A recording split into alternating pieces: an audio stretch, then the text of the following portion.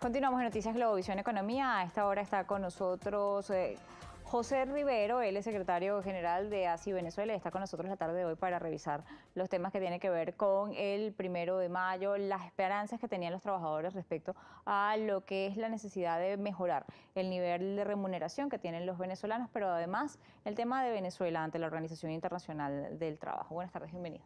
Muy buenas tardes, muchas gracias por la invitación.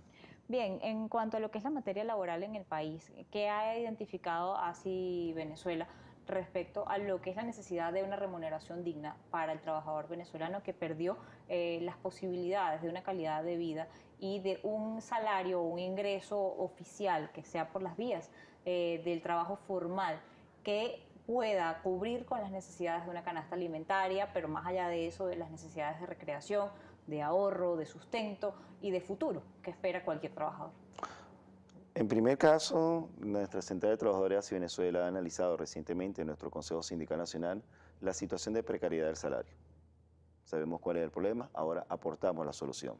Recientemente indicamos la necesidad de aplicar unas propuestas claras. La primera es fijar para Venezuela un ingreso mínimo vital que permita al trabajador en un proceso de transición, recuperación del salario o atender la emergencia sanitaria que vivió el país por la pandemia y la crisis económica.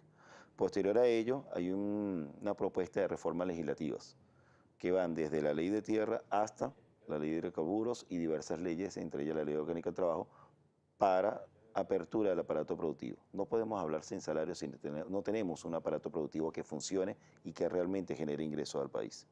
Para, por último, proceder a través del convenio 144 de la OIT, la instalación de diálogo social tripartito. Este nos permitiría a las organizaciones sindicales, representantes de trabajadores, representantes de empresarios, FEDINDUSTRIA, FEDENAGA, FEDECámaras y el gobierno a establecer políticas claras en manejo de lo que son las condiciones laborales y salariales del país. ¿Cómo lograr este tipo de acuerdos y este tipo de negociación con la situación política tan polarizada que tiene el país, pero además con los niveles de ingreso y la economía tan deteriorada que tenemos? Mira, el año pasado nosotros, las centrales sindicales y FEDECámara, establecimos un manifiesto, el cual nos permite o llamamos a un gran acuerdo nacional. Recientemente el ministro del Trabajo, señor Eduardo Piñate, nos invitó a unas reuniones en base al informe de la Comisión de Encuesta. Nuestro petitorio fue claro: instalar una mesa técnica en base a las recomendaciones de la 13ª Comisión de Encuesta de la OIT para establecer unas políticas claras. Todo se hace a través del diálogo. Es necesario un diálogo en Venezuela que permita atender las necesidades, un diálogo sincero, un diálogo que conlleve a soluciones para los trabajadores. Ya los trabajadores no aguantan más. Se habla de una tercera ola de migración que podría afectar más de 2 millones de personas, así que es necesario y urgente atender eso ahorita. ¿Cómo lograr ese diálogo? ¿Cuáles serían los principales pasos que ustedes consideran necesarios para que ese diálogo sincero se dé, pero que además vaya más allá del diálogo, efectivamente se logren soluciones y se apliquen? El primer paso es que la OIT haga acto de presencia en Venezuela. Si eso no es permitido por el gobierno nacional, es imposible ponerse de acuerdo entre ustedes, tiene que venir una tercera parte o cuarta parte, en realidad, en este caso, involucrarse. Creemos que sí es posible. Tenemos la convicción de que es posible. La referencia a la OIT la hacemos en base a lo que es el mandato de la 13ª Comisión de Encuesta. Sin embargo, experiencias como Guatemala, Nicaragua, República Dominicana, España, que han tenido situaciones de precariedad salarial, han sido útiles los consejos de la Comisión de Expertos de la OIT para establecer políticas claras y grandes acuerdos. FEDECámara en estos días... ¿Cuál de estas, antes de ir más allá, de estas experiencias que acaba de mencionar, cuál es la que quizá aplicaría más a Venezuela? ¿O qué de las cosas que allí se plantearon podrían plantearse y aplicarse en Venezuela? La experiencia de Guatemala. ¿Por qué? En Guatemala tenía una precariedad salarial tremenda, un decaimiento del aparato productivo del país. Se establecieron mesas técnicas de trabajo que permitieron a los empleadores créditos fiscales, para los trabajadores seguridad jurídica, estabilidad laboral, y para el gobierno como tal una reinserción de lo que significaba para ellos un aparato tributario. Esto en consonancia con los mecanismos de la OIT, los acuerdos o convenios 144 de la OIT permitieron crear que es una asociación de protección al salario y la economía guatemalteca, le permitieron a ellos en el 2017 avanzar. ¿Ok? Ellos tenían una situación muy grave, sin embargo, lograron recuperación del salario.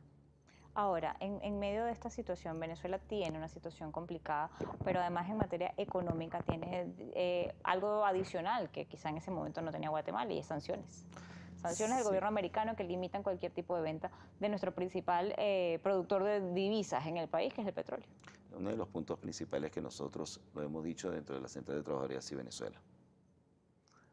El aparato productivo del país puede recuperarse a través de convenios nacionales, de un pacto de negociación nacional. Nosotros lo escribimos en el 2019 bajo la crisis de gobernanza que hay el país. La necesidad de un llamado a un pacto nacional, a todos los actores políticos. Creemos y estamos convencidos, ahorita recientemente actores políticos de un factor X, junto con efectivos del Ministerio de Salud, o de Alimentación, perdón, firmaron un acuerdo para el plan de alimentación. Sabemos que es posible. Se logró en ese ámbito. Creemos fervientemente que un diálogo y un pacto nacional va a conllevar a la recuperación del aparato productivo del país. Es necesario. En estos días, hubo una reunión con Francisco Torrealba, el cual nos indicaba la necesidad de que las empresas expropiadas regresasen a la empresa privada. Públicamente lo dijo el señor José Gregorio Vilma Mora. O sea, creo, una intención, entonces hay que aprovechar este momento, esta coyuntura, para un pacto nacional de gobernabilidad, un pacto nacional que nos lleve a nosotros a la recuperación y sobre todo a la reinserción de la economía venezolana, que es tan necesario ahorita. Es posible lograrlo porque siempre se ha conocido que la mayoría de las centrales de trabajadores o los diferentes sindicatos tienen una u otra afiliación política. ¿Ustedes han palpado que es posible esto dentro de los diferentes sectores que hacen vida en cuanto a los que son el ámbito de los trabajadores?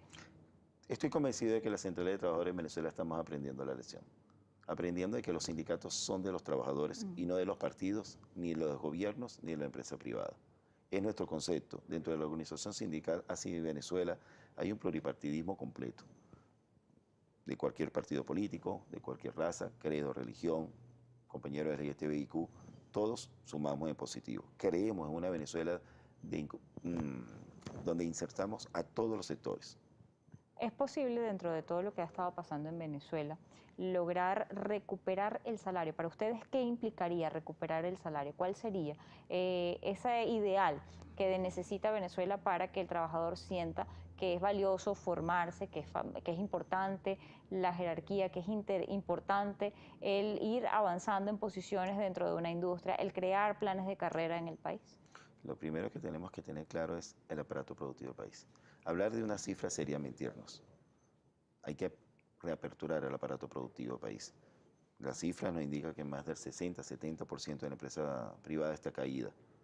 No podemos hablar, sería irresponsable de nuestra parte fijar un monto determinado porque simplemente si no hay dinero, si no se produce en el país, estamos mal. Nuestra producción petrolera, promedio menos de 1 millón, nos lleva simplemente a decir lo que tú decías anteriormente, la necesidad del aparato productivo, la necesidad de que nuestra principal empresa empiece a producir. Y estoy convencido que si hacemos un pacto, un diálogo, lo vamos a lograr. Bien, vamos a hacer la pausa, ya volvemos con más.